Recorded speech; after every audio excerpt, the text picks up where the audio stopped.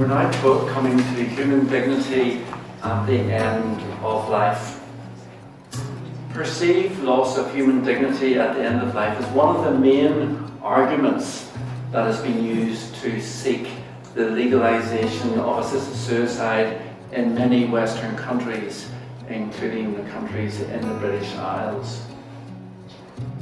This perceived loss of dignity and focus on it is reflected in the names of the Swiss clinic Dignitas, which offers assisted suicide. The Death with Dignity Act, which legalized assisted suicide in the American state of Oregon. And also Dignity in Dying, an organisation in the UK which campaigns for assisted suicide. Advocates for assisted suicide argue that a decline in physical and intellectual function and increasing dependence on others diminishes human dignity. Therefore, to preserve human dignity, they contend that those facing terminal illnesses should have the right to control when and how they die. This leads us on to a crucial question. Does decreased capability and increased dependence at the end of life diminish human dignity? Although as humans we are created like other beings, Genesis chapter 1 verses 26 and 27 reveals that we as humans are the only creatures dignified by the designation, the image of God.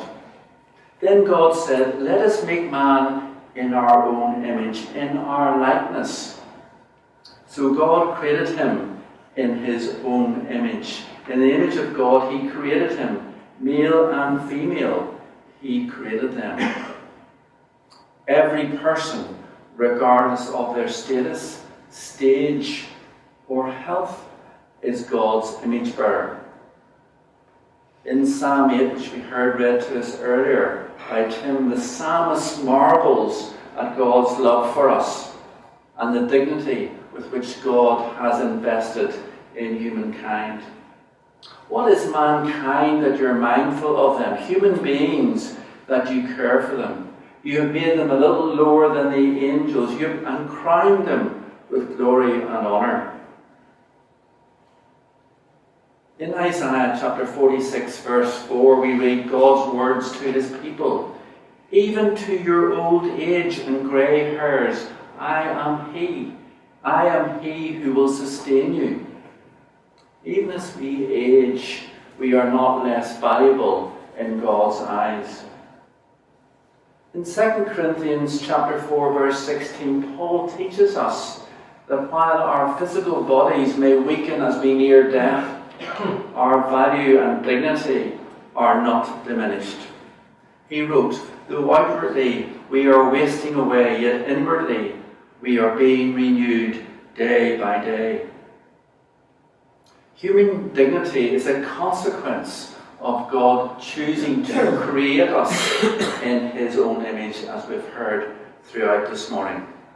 Therefore, human dignity is innate. It is not dependent on a person's physical strength, their mental capability, or indeed their stage of life. Whether we are healthy, suffering, or dying, our dignity as humans does not decline. Human dignity is irrevocable. Therefore, the Christian understanding is that impaired capability or increased dependence at the end of life do not diminish human dignity. I'm going to move on to my second question. Does offering assisted suicide or assisted dying, depending on your view, respect human dignity? If a group of people is defined as being eligible for assisted suicide, we are sending them a message that they are an underclass of humankind, who no longer have purpose or value, who don't really matter, and are therefore expendable. Rather than respecting human dignity, offering assisted suicide under certain circumstances labels eligible individuals as less worthy of life, undermines their human dignity, and is contrary to biblical teaching. Instead, Jesus teaches us in Matthew chapter 10, verses 29 to 31, that not even the death of a small and insignificant sparrow is outside of God's will and knowledge. And God cares more about every moment of each person's life, including our deaths, than that of many sparrows. In addition, offering assisted suicide usurps God's role as the giver and taker of life. In Deuteronomy chapter 32, verse 39, we read, "There is no God besides me. I put to death and I bring to life." Job rightly understood that it is God alone who has authority to determine when and how we die. "Naked I came from my mother's womb, and naked I will depart. The Lord gave, and the Lord has taken away." As Christians, we are called to trust God's plan for our lives, including the timing of our deaths.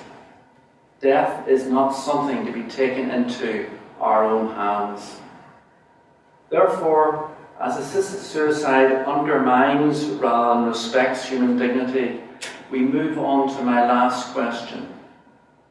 How should Christians respect human dignity at the end of life?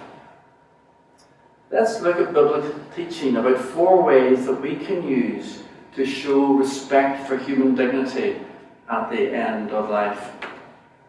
Firstly, through practical care.